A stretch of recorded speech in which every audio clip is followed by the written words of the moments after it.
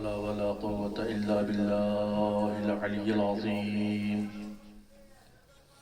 حسبنا الله ونعم الوكيل نعم المولى ونعم النصير. بسم الله الرحمن الرحيم. الحمد لله رب العالمين والصلاة والسلام على صاحب التاج والمعراج والبراق والعلم دافع البلاء والوباء والقحط والمرض والألم. اسمه مكتوب مرفوع منقوش منور معطر مطهر في البيت والحرم. شمس الضحى بدر الدجى صدر العلا كهف الورى مصباح الظلم. جميل الشيء وشفيع الأمم والله عاصمه والبراق مركبه. سدرة المنتهى مقامه قاب قوسين سيد المرسلين ورحمة للعاشقين مولانا ومولى الكونين جد الحسن والحسين محبوب رب المشرقين والمغربين بلقاء محمد وعلى أهل بيته الطيبين الطاهرين المعصومين المظلومين المنتقبين المنتجبين وغور الميامين الذين أذهب الله عنهم الرجس وطهرهم تطهيرا.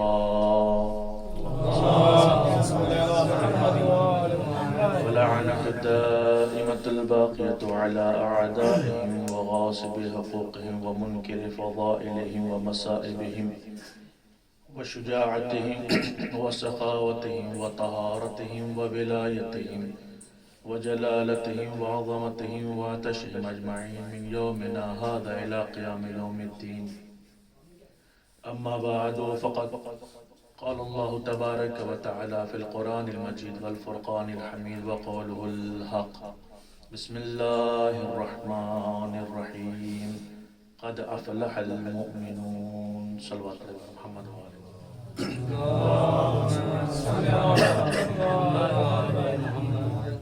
محترم و معزز سامعین کرام، بہت ہی مختصر سا وقت ہے، مختصر سی گفتگو اس شرط کے ساتھ کہ آپ بیدار رہیں. یقیناً تھکن کا وقت ہے. میں اکثر و بیشتر ایسے موقع پہ جملہ کہنے کا حق ہوتا ہے اور کہتا بھی ہوں کہ یہ روزے کے بعد روزے کی وجہ سے تھکن ہوتی ہے، لیکن تھکن کا تعلق جسموں سے ہوا کرتا ہے، جذبوں سے نہیں ہوتا.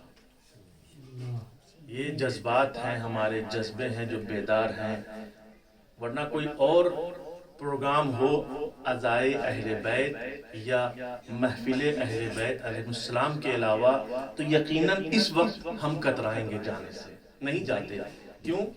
کیونکہ یہ جذبہ ایمانی کی بنیاد پر منعقد ہونے والا جشن یا مجلس یا محفل کہا جائے جس کی بنیاد پر یہاں ہم شامل ہوتے ہیں. کیونکہ حقیقت یہی ہے کہ اگر جذبہ ایمانی کے ساتھ کوئی عمل انجام دیا جائے تو عند اللہ وہ عبادت ہوا کرتی ہے، اور اگر جذبہ ایمانی نہ ہو تو وہ عبادت نہیں، بنا بے کے عادت ہوا کرتی ہے. توجہ ہے نا؟ بس روزانہ آپ تقریر سن رہے ہیں، مختلف خطبہ کو سماعت فرما رہے ہیں، لیکن ایک خاص چیز جو اس منبر سے آپ محسوس کر رہے ہوں گے کہ تاریخ بھی بدل رہی ہے، دن بھی بدل رہا ہے، ذاکر بھی بدل رہے ہیں، لیکن ذکر کا مرکز، ذکر کا منبع، ذکر کا معیار نہیں بدل رہا. توجہ ہے نا؟ یعنی ذکر کا مرکز نہیں بدلے گا. ذکر کا مرکز ہے حق، اور منبر سے ہمیشہ حق گوئی ہوگی، حق بیان کیا جائے گا. اور حق سب سے پہلی چیز، چونکہ ایک طویل گفتگو کا وقت نہیں ہے، مختصر سمیٹوں۔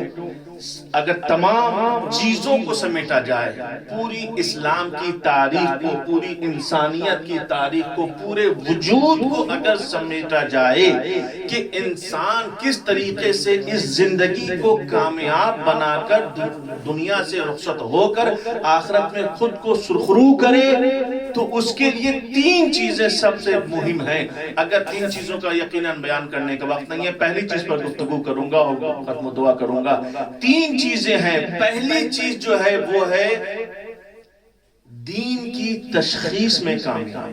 توجہ چاہتا ہوں، آیت کی میں نے تلاوت کی، قد افلح المومنون، بے شک مومنین تحقیق شدہ، بے شک وہ کامیاب ہو چکے ہیں۔ لیکن کیسے کامیاب ہوں گے؟ تین چیزیں ہیں۔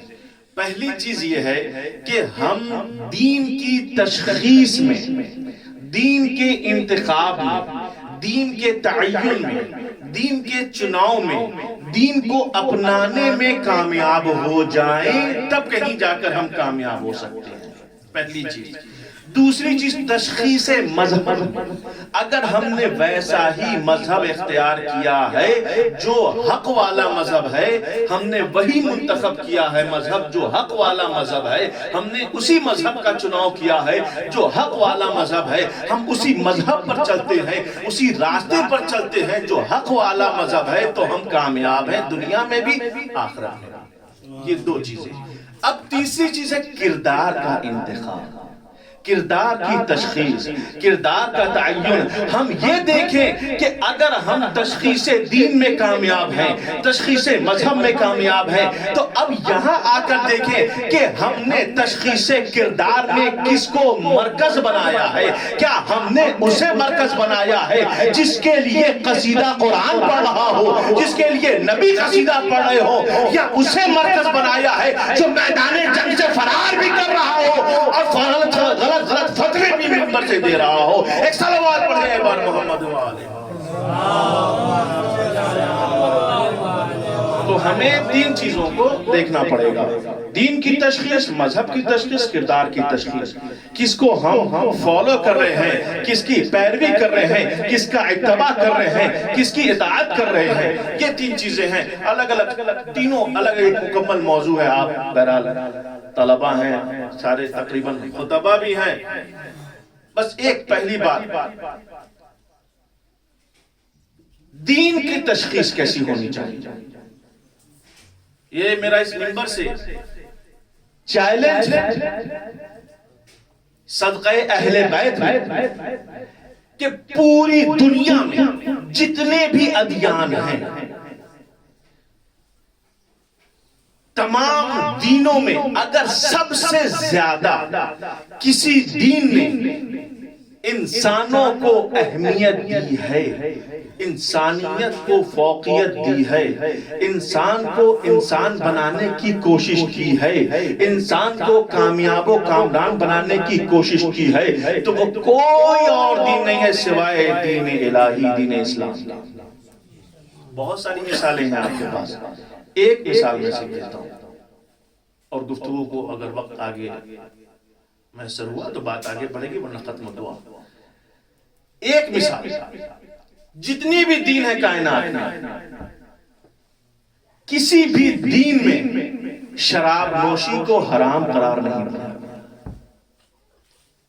صرف دین اسلام ایسا دین، ایک مثال کے طور پر میں پیش کر رہا ہوں، ورنہ باتیں تو بہت زیادہ ہیں۔ شراب نوشی ایسی چیز ہے کہ جسے اسلام نے حرام قرار دیا ہے۔ عزیزان محترم، کسی بھی دین نے اسے حرام نہیں کیا، جتنے بھی دنیا میں ادیان ہیں حرام نہیں، سب پیتے ہیں، سب کوئی نہ کوئی جواز ہوتا ہے، لیکن دین اسلام میں یہ حرام ہے۔ کیوں حرام ہے؟ بہت توجہ چاہتا ہوں۔ اسلام کی تعریف، مسلمان کی تعریف جو مولا نے کی ہے، اور اس مثال کو ملائیے پھر گفتگو کو سے لطف اندوز ہوں۔ شراب حرام ہے صرف دین اسلام۔ کیوں حرام؟ اصل علت اللہ جانتا ہے۔ لیکن جو ظاہری علل ہیں ان میں سے جو سب سے ظاہری چیز ہے وہ یہ کہ شراب ایسی چیز ہے جو سب سے پہلے عقل پر حملہ کرتی ہے اور اعضاء و جوارح کو اپنے اختیار سے سلب کر لیتی ہے۔ توجہ چاہتا ہوں، شراب کا اثر یہ ہوتا ہے کہ انسان کا دماغ کام نہیں کرتا، وہ کیا بول رہا ہے اسے پتہ نہیں چلتا، کیا کر رہا ہے اسے پتہ نہیں چلتا۔ عزیزان محترم، جانے قربان ہو خدا کے اس دین اسلام پر، دین برحق پر، کہ جو اپنے چاہنے والوں کو، اپنے ماننے والوں کو، اپنے پرستاروں کو نشے میں اور بے ہوش ہو کے رہنے کا اختیار نہیں دیتا، ہمیشہ چاہتا ہے کہ وہ ہوش میں رہے، ان کا اختیار ان کی عقل پر بھی ہو، ان کا اختیار ان کی زبان پر بھی ہو، ان کا اختیار ان کے اعضاء و جوارح پر بھی ہو۔ عزیزان محترم، شراب کا کام یہ ہے کہ وہ انسان کے ہوش کو بے ہوش کر دیا کرتی ہے۔ ان شراب کا اثر یہ ہوتا ہے کہ ہاتھ کا اختیار ختم ہو جاتا ہے، زبان کا اثر ختم ہو جاتا ہے، وہ جو چاہتا ہے بولتا ہے، جو چاہتا ہے کرتا ہے، اسے پتہ بھی نہیں ہوتا۔ عزیزان محترم، مولا کائنات نے 1400 سال پہلے دین اسلام کی اور مسلمان کی تعریف کی ہے۔ تعریف اور ڈیفینیشن یہ کی ہے کہ مسلمان وہ ہے کہ جس سے دوسرے مسلمان اس کی زبان اور ہاتھ سے محفوظ رہے۔ عزیزان محترم، شراب حرام کیا تاکہ زبان پر تالے لگ جائیں، شراب حرام کیا تاکہ ہاتھ پر تالا لگ جائے۔ جب زبان پر تالا لگ جائے گا، غیبت نہیں ہو سکے گی، چغلخوری نہیں ہو سکے گی، کسی کی برائی نہیں ہوگی، فساد جو زبان سے برپا ہوتا ہے وہ نہیں ہو سکے گا۔ ہاتھ کو تالا لگا دیا تاکہ جس طریقے سے ظلم کرتے ہیں دوسرے دین والے، وہ کسی دوسرے پر ظلم نہ کر سکے۔ ہاتھ کو محفوظ رکھا تاکہ یتیموں پر ظلم نہ کیا جا سکے، کسی کا مال ہڑپ نہ کیا جا سکے۔ عزیزان محترم، یہی دین برحق ہے، یہی دین حقہ ہے کہ جہاں پر انسان کو اس منزل پر لا کر کھڑا کر دیا جاتا ہے کہ اگر اس کی زبان سے دوسرے مسلمان زخمی ہو رہے ہیں تو یہ حقیقت میں مسلمان نہیں ہے۔ اگر اس کے ہاتھ سے دوسرا مسلمان زخمی ہو رہا ہے، اس کے ہاتھ سے دوسرے ہاتھ کا دوسرے مسلمان کا مال چھینا جا رہا ہے، یتیم پر ظلم ہو رہا ہے، تو وہ مسلمان نہیں ہے۔ اب لاکھ کوئی مسلمان بنتا پھرے، عزیزان محترم ایک جملہ کہوں، اگر کوئی معمولی سے مسلمان، ایک مختصر یعنی جس کو زیادہ عمل والا نہ ہو، بہت متقی نہیں ہے، مومن نہیں ہے، لیکن صرف مسلمان ہے، اگر اس مسلمان کا کوئی مال ہڑپ کر لے، وہ مسلمان نہیں ہے، وہ مومن نہیں ہے۔ جو کسی دوسرے مومن کا، دوسرے مسلم کا مال ہڑپ کر لے، کمال کی بات ہے۔ جو رسول کا حق، بی بی زہرا کا حق چھین لے، وہ امیر المومنین بن جائے، یہ کیسے ممکن ہے؟ ایک صلوات پڑھے پر محمد و آلہ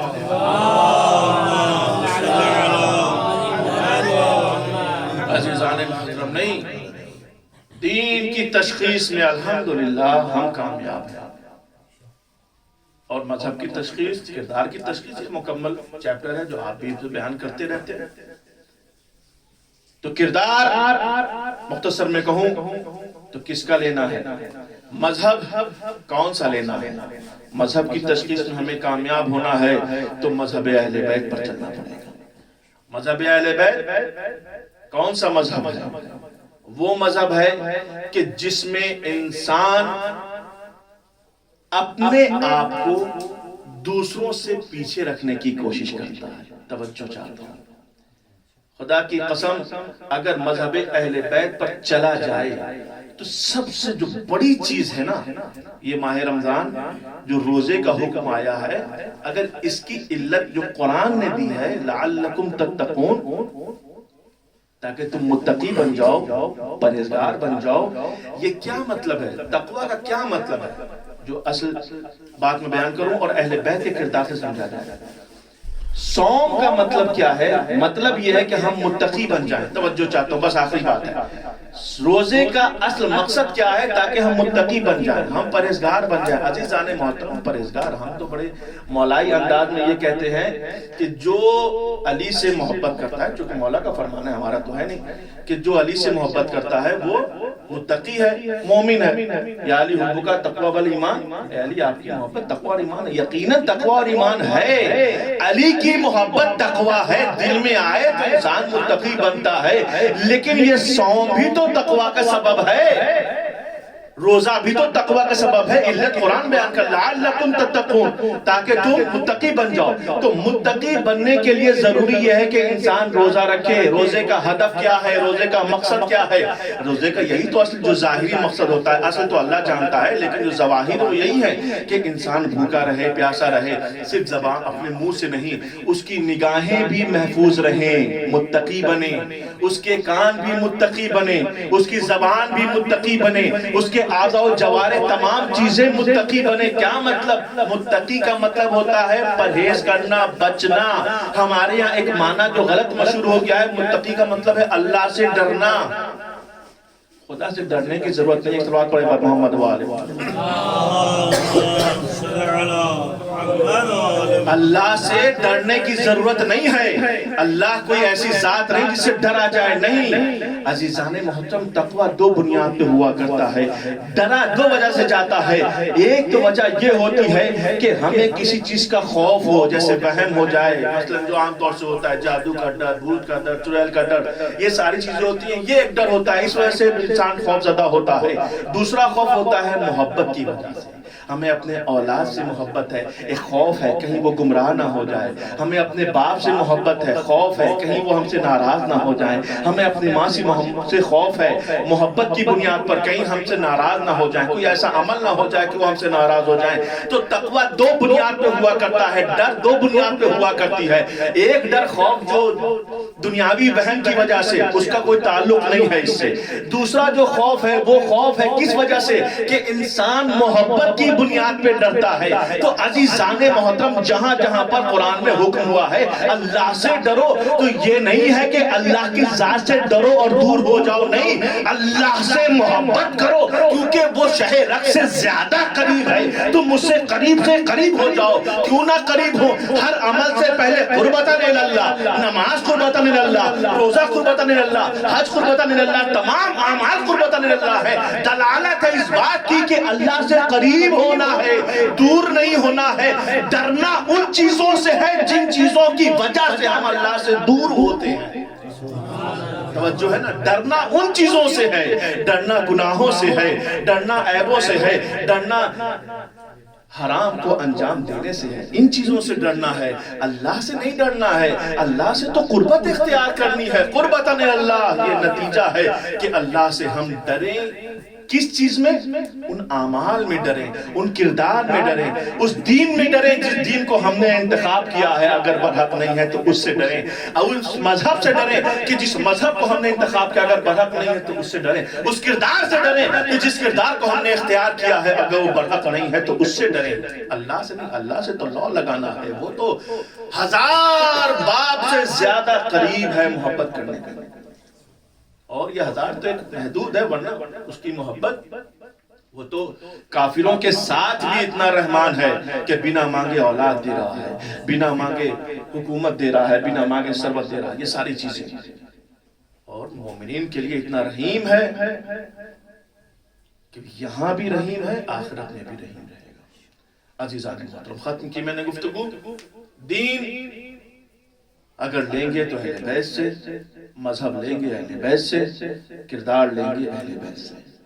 روزہ میں ہم بھوکے رہے، پیاسے رہے، کیوں؟ تاکہ متقی بن جائیں، یہ ہمارا کردار ہے۔ ہم پر واجب ہوا صرف 30 دن ہم نے خود کو بھوکا رکھا، خود کو پیاسا رکھا، لیکن جب شام آئی ہماری بھوک بھی مٹ گئی، پیاس بھی مٹ گئی۔ لیکن کردار اہل بیت دیکھیں کہ حکم صیام کے علاوہ پوری زندگی امیر کائنات جو کی روٹی پر زندگی گزار لی، اپنے سامنے سے سارا کھانا ہمیشہ فقیروں کو پہنچاتے رہے، اور صرف فقیروں کو پہنچاتے نہیں رہے۔ عزیزان محترم، یہ کردار امیر کائنات تھا کہ جو علی عبادت کیا کرتا تھا، جو علی جنگ کیا کرتا تھا، جو علی اس انداز میں جی رہا تھا کہ نمونہ عمل بن گیا، کردار نمونہ بن گیا اس کا۔ عزیزان محترم، جب رات ہوا کرتی تھی تو یہی امیر کائنات اپنے ہاتھوں سے فقیروں کو کھانا کھلایا کرتے تھے، یہی امیر کائنات اپنے ہاتھوں سے مسکینوں کے سر پہ دست شفقت پھرا کرتے تھے، یہی امیر کائنات یتیموں کو اپنے کو پیار کیا کرتے تھے۔ کوئی اس وقت کا یہ حال تھا، اللہ اکبر، تاریخ کے جملے ہیں کہ جن کے باپ موجود تھے وہ جب یتیموں کے ساتھ امیر کائنات کا پیار دیکھتے تھے تو یہ تصور کرتے تھے کاش ہمارا بھی بابا علی ہوتا۔ اللہ اکبر، علی کی یہ محبت آج قریب آنے والی ہے شہادت امیر کائنات۔ بس ایک روایت بیان کروں اور گفتگو ختم و دعا۔ عزیزان محترم، یہ امیر کائنات اس طریقے سے فقیروں کے ساتھ، مسکینوں کے ساتھ، بیواؤں کے ساتھ، یتیموں کے ساتھ شفقت دکھایا کرتے تھے کہ جب امیر کائنات کو ضربت لگی ہے تو ایک مرتبہ جب